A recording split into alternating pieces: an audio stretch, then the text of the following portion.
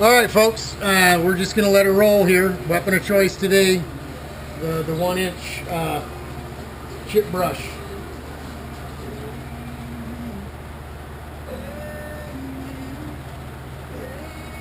Again, it doesn't need to be pretty at first because we're putting 2 layers on. So the second layer will tend to soak up a bunch of this stuff.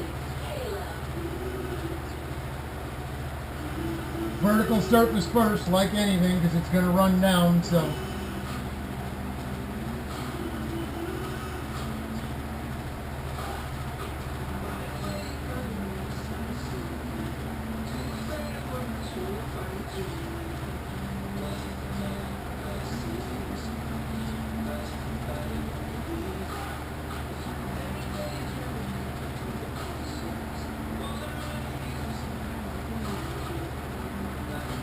when we flip this thing over to do the other side, our overlap is going to be right up here in the front. So we got to make sure there's no air voids up there, that there's no sharp edges up there of the edge of the glass itself, and we're not leaving a big air void down in the corner where this piece of melamine meets the mold.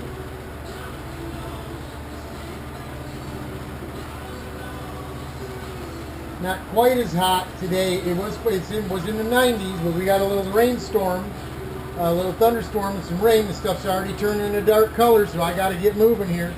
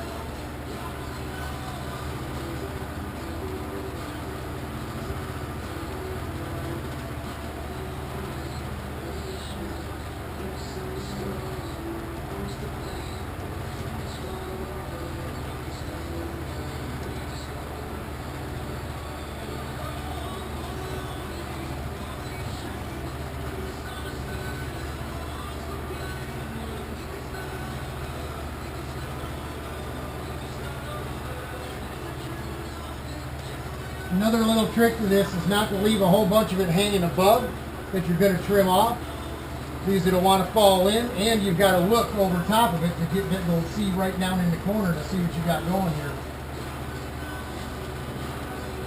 And when you try to run the saturation roller over top of it, it's going to kind of want to snag and catch that stuff. And we're not going to we're not going all the way off the side of this thing, wetting it off just yet, because that second layer is going to come over. And we don't want a bunch of just wet, shiny resin out there. Even though we're going to put paint over top of it, it just doesn't look good, you know?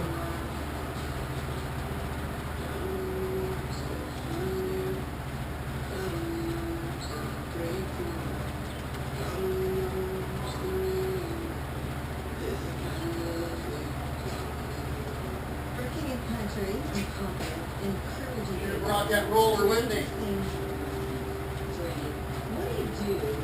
When you hear the sound filter, and it's super late at night, We just got to go just real quick. We're not going to get too technical with this bit right here, because you got to get this other layer on and get it wet before this stuff starts to go.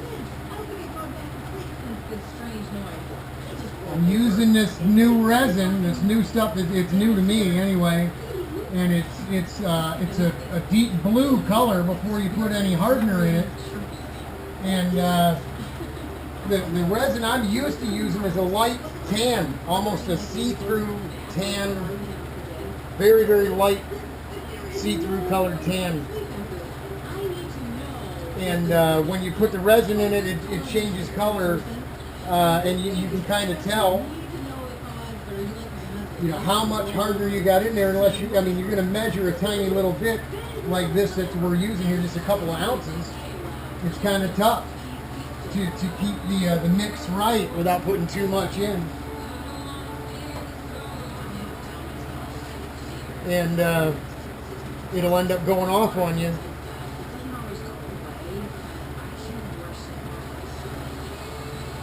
This stuff here, because it's blue, it really changes color.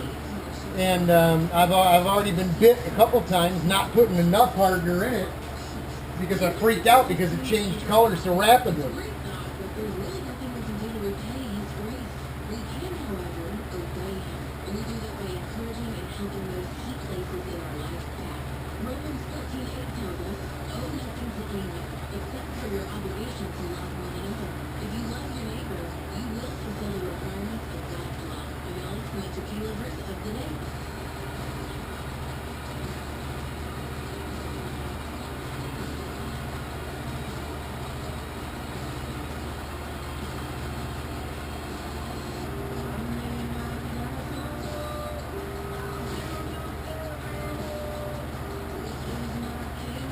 You know what, I want a better piece here.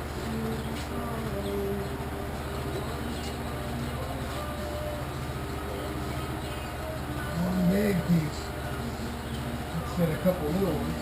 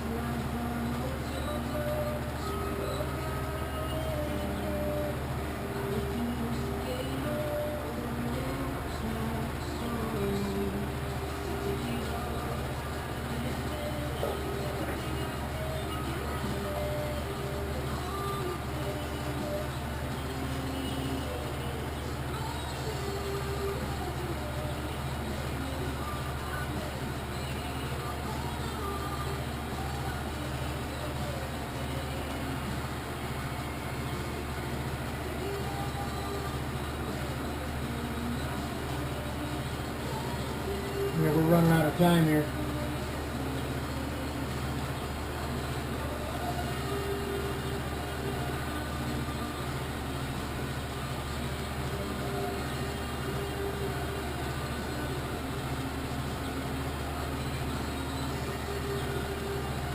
We get to rolling this stuff with the saturation roller. It'll bring the resin to the top.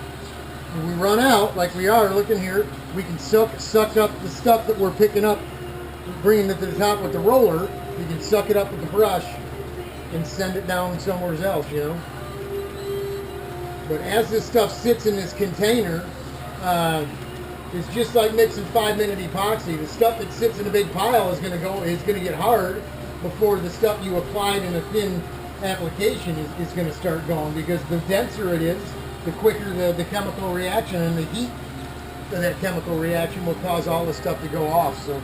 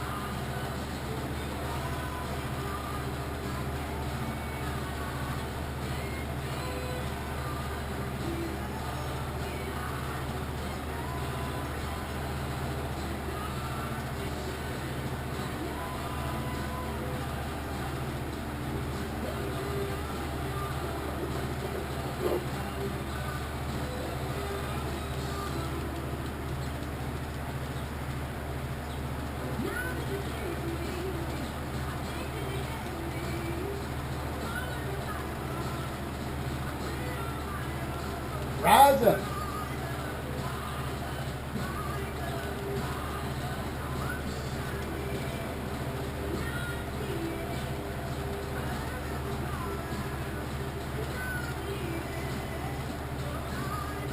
Wowza.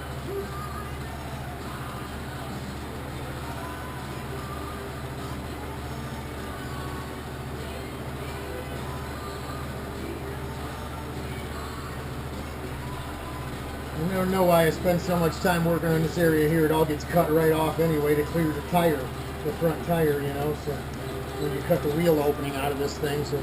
But it's, you know, it's part of it. You got to put it in there to ship it down the road. So.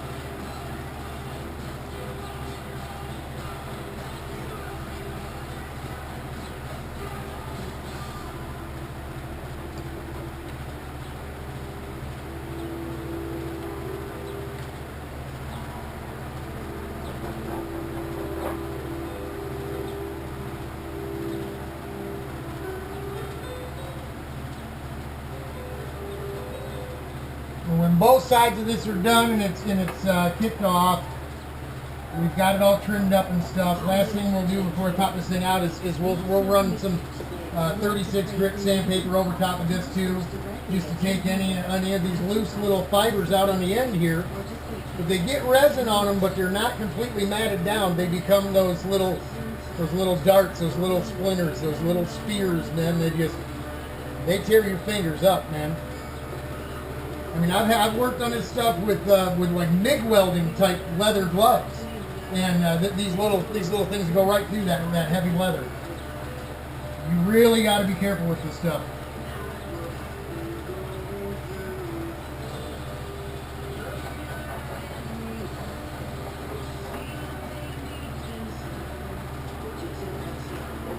She's sitting right down real good, looking good.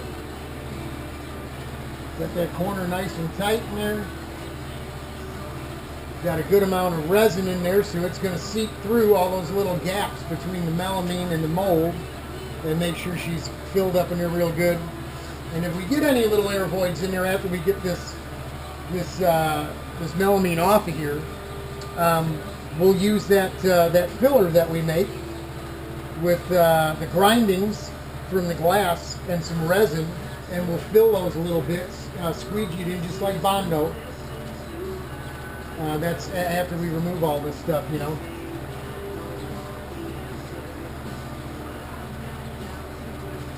Yeah, see, the 36 grit will remove all this extra stuff out here on the fringe that's not really part of this structural bit of this addition here.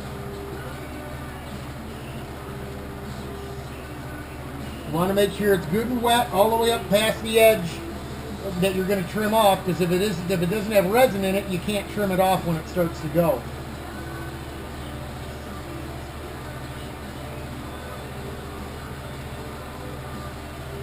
Looking good.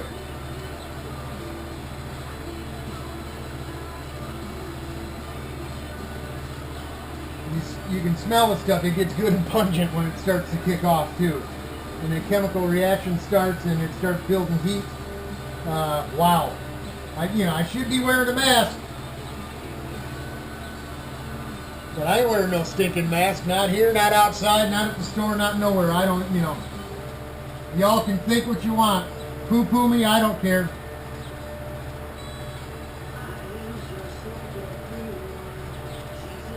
I'm healthy, I'm not sick. Healthy folks don't wear masks. Healthy folks don't sit at home.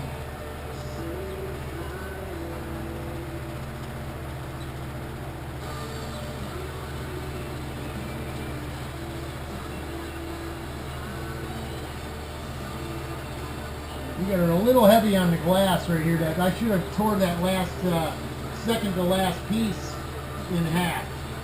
It's a little thick there, but we won't charge Tony anything extra for that. That's for you, H.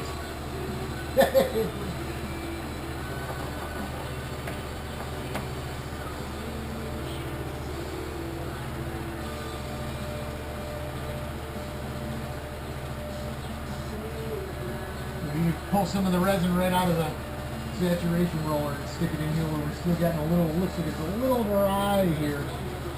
Doesn't want to cooperate up in here.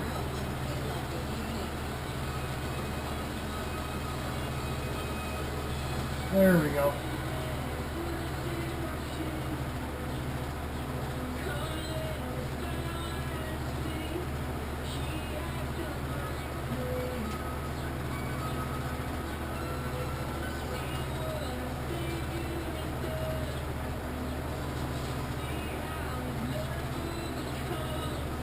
Looking good.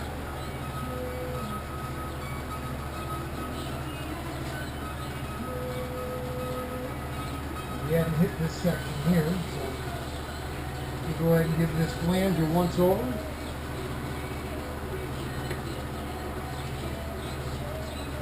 Ah, yeah, looking good. Smelling good too. The wife doesn't think so. She can't stand the smell of this stuff when I come home. You stink. Don't you dare come to bed till you take a shower and wash that stink off of you. Yeah. Women, they don't appreciate the fine arts, do they? Love you, Sherry. Thanks y'all for the prayer too. If you've seen some of the other videos, you saw that car wreck that she was in. What a miracle that was that she got hit where she did, and that car had fantastic airbags in it from her ankles to her face. She was covered in an airbag, so could have been a lot worse. Yesterday, she went back to the office for the first time. She's not driving herself, but somebody's driving her, which I wasn't all that excited about. I didn't want nobody driving her but me. But she's a Lawson. She's a hardhead, just like the rest of us Lawsons. So that looks good, folks. We're done. We're done messing with it. We're gonna go and sit and have a drink of water and wait for this stuff to go so we can trim it up. And get this brush and this roller cleaned up real quick. But yeah, Sharon back to work yesterday. Got a ride there, and another girl drove her home. Same gig today.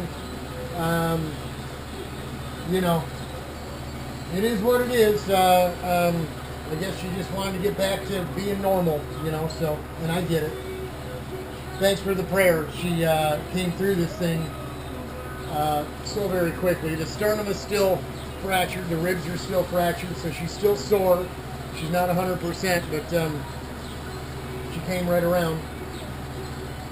Praise the Lord.